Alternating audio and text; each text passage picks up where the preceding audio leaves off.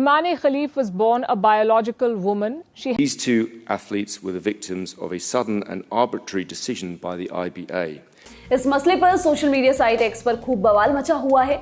मशहूर अरबपति Elon Musk ने भी इस पर रिएक्ट किया। ओलंपिक्स में कंट्रोवर्शियल बॉक्सर इमाने खलीफ ने गोल्ड मेडल जीता। ये कंट्रोवर्सी तब शुरू हुई जब आईओसी ने अल्जीरिया बॉक्सर इमाने खलीफ और ताइवान के लिन युतिंग को 2024 ओलंपिक में कम्पीट करने की अनुमति दी।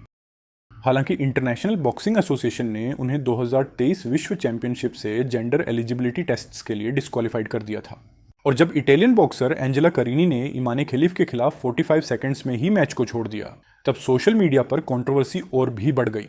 सोशल मीडिया पर कंट्रोवर्सी इतनी बढ़ गई कि इलॉन मस्क ने खुलेआम कह डाला कि मेल एथलीट को फीमेल कॉम्पिटिशंस का हिस्सा नहीं होना चाहिए। इटली की प्राइम मिनिस्टर ने ट्वीट करते हुए कहा कि I think that athletes who have male genetic characteristics should not be admitted to women's competitions. दोनों बॉक्सर्स लंबे समय से विमेन कैटेगरी में कम्पीट कर रहे हैं और इनमें से कोई भी एथलीट ट्रांसजेंडर के रूप में अपनी पहचान नहीं रख रहा है। आईबीए के प्रेसिडेंट उमर क्रेमलेव ने दावा किया कि डीएनए टेस्ट के नतीजों से पता चला है कि दोनों एथलीट्स में XY क्रोमोसोम्स हैं और इसी वजह से दोनों बॉक्सर्स को डिस्क्वालीफाइड कर दिया था। आईबीए ने कहा कि खलीफ के सिस्टम में हाई लेवल्स ऑफ टेस्टोस्टेरोन पाए गए थे। आईओसी ने लंबे समय से आईबीए और खेल के उसके प्रशासन की आलोचना की है और फाइनली 2019 में रशियन गवर्नड ऑर्गेनाइजेशन आईबीए पर बैन लगा दिया। जेंडर टेस्ट को स्पेशलिस्ट द्वारा internal medicine, gynaecology, endocrinology and psychology in field में एवेल्युएट किया जाता है।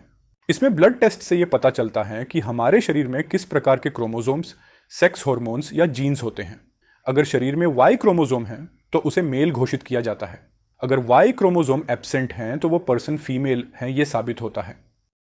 DSD का मतलब डिफरेंसेस इन सेक्सुअल डेवलपमेंट है। इसमें जीन्स, हार्मोन्स और रिप्रोडक्टिव ऑर्गन्स शामिल हो सकते हैं, लेकिन इसका जेंडर आइडेंटिटी से कोई लेना देना नहीं है। NIH के अनुसार DSD वाले कुछ लोगों को महिला के रूप में पाला जाता है, लेकिन उनमें XX के अलावा दूसरे सेक्स क्रोमोसोम हो सकते हैं या टेस्टोस्टेरोन का लेवल हाई हो सकता है। जैसे मेल में टेस्टोस्टेरोन लेवल कम हो सकता है, वैसे ही फीमेल में भी टेस्टोस्टेरोन लेवल ज़्यादा पाया जा सकता है और उन्हें अपने जेंडर के बारे में ज़्यादा क्रिटिसिज्म और सवालों का सामना करना पड़ सकता है। दूसरा जेनेटिक वेरिएशन है स्वायर सिंड्रोम। NIH के अनुसार स्वायर सिंड्रोम वाले लोगों की हर सेल में एक X क्रोमोसोम और एक Y क्रोमोसोम होता है, जो आमतौर पर लड़कों और पुरुषों में पाया जाता है, बट उनमें फीमेल रिप्रोडक्टिव स्ट्रक्चर्स होती हैं।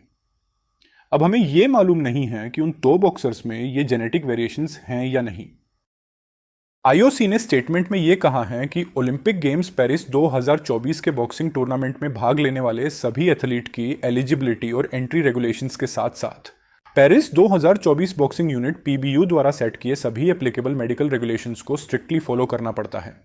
पिछली ओलंपिक बॉक्सिंग कॉम्पिटिशन्स की तरह एथलीट्स का जेंडर और उम्र उनके पासपोर्ट पर आधारित होती है। दोनों एथलीट्स कई सालों से विमेंस कैटेगरी में इंटरनेशनल बॉक्सिंग कॉम्पिटिशन्स में कम्पीट कर रही हैं, जिसमें Olympic games Tokyo 2020, IBA world championships and tournaments शामिल हैं। ये दोनों एथलीट IBA के अचानक और हड़बड़ी में लिए फैसले का शिकार हुए। 2023 में IBA विश्व चैंपियनशिप के अंत में उन्हें बिना किसी उचित प्रक्रिया के अचानक डिस्क्वालीफाइड घोषित कर दिया गया। IOC ने यह क्लियर कर दिया है कि बॉक्सिंग को ओलंपिक खेलों LA 28 के स्पोर्ट्स प्रोग्राम में शामिल करने के लिए नेशनल बॉक्सिंग फेडरेशंस को एक नए इंटरनेशनल फेडरेशन के बारे में आम सहमति बनाने की जरूरत है। क्या IOC ने लिया हुआ फैसला गलत है? IOC और IBA के जेंडर टेस्ट में इतना फर्क क्यों है? इन सभी के जवाब अभी तक सामने नहीं आए हैं।